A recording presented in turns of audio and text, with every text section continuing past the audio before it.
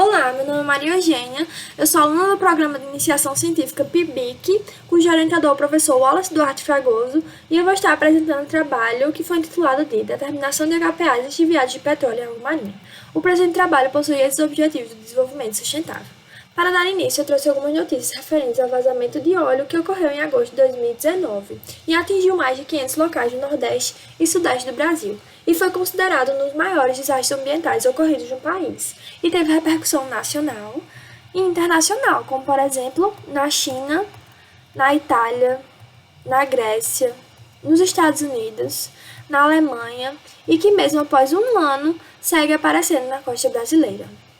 Em casos de derramamento de óleo, além do próprio óleo bruto, há os impactos dos componentes que são lixiviados de óleo e atingem uma extensão maior, inclusive em áreas que as manchas de óleo não alcançaram. Essa segunda imagem representa bem esse fato, tendo em vista que pode-se perceber a presença do óleo e ao redor do óleo uma mancha maior do que o próprio óleo, e ainda existe a mancha invisível, evidenciando assim que os impactos ocasionados por esse desastre são bem maiores do que o esperado.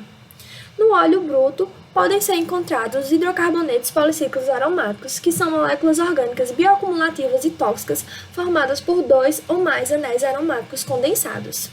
Esse grupo de moléculas pode ser considerado como a mais importante classe de contaminantes apontadas por esse tipo de desastre.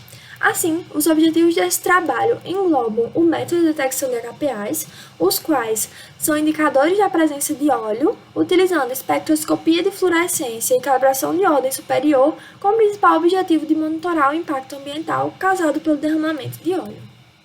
Assim, para a metodologia, foram realizadas missões com um grupo de pesquisa com o objetivo de coletar amostras de água ao longo de 430 quilômetros de costa, desde Pirangi do Norte à Barreira do Boqueirão. E assim foi possível coletar 57 amostras em 34 praias. Essas amostras foram coletadas 6 meses após o derramamento do óleo e mesmo assim em algumas praias foi possível encontrar a presença do óleo bruto.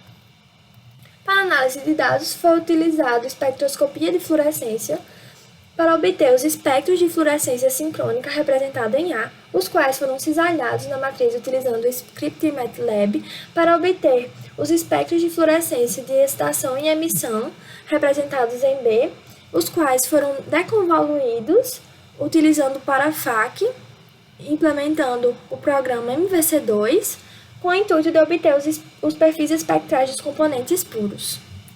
Assim, foram identificados os espectros de 3 componentes fluorescentes nas amostras coletadas, onde o componente 1 é matéria orgânica, o componente 2, um composto proveniente do óleo, e o composto 3, o HPA naftaleno.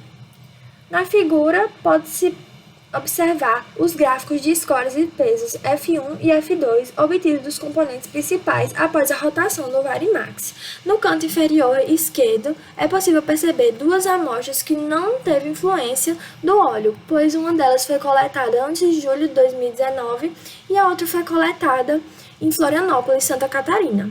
Porém, o resto das amostras é possível perceber a influência do óleo.